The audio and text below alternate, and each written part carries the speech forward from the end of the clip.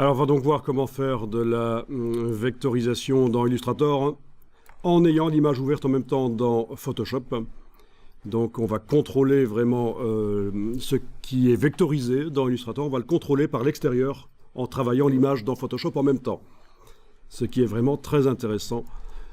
Et donc, on va d'abord aller chercher une image. Donc, vous allez dans Google chercher une image, par exemple, d'une montagne. Donc, j'ai tapé ici « mountain » et « public domaine » entre guillemets.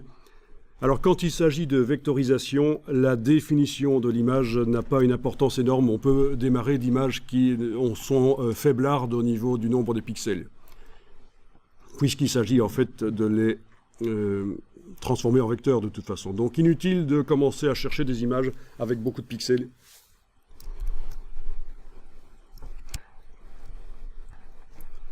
Alors, vous choisissez une montagne, une photo de montagne.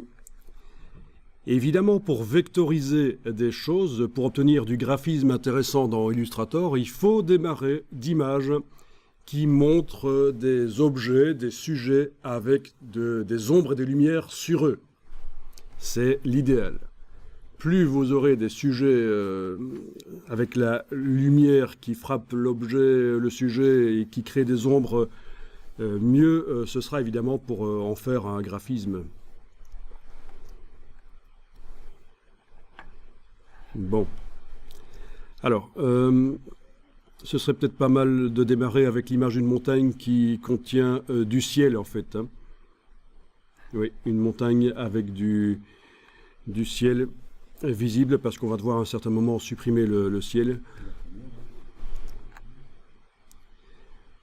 Donc j'aimerais avoir une espèce de sommet quand même pour faire une espèce de logo éventuellement. Peut-être que celle-là, qui est assez faiblarde. Non, je vais plutôt prendre quand même une autre. Mais ça va être bien. Voilà. Alors ce serait intéressant que tout le monde prenne celle-là aussi. Donc je vous rappelle que j'ai tapé mountain, public domaine entre guillemets, et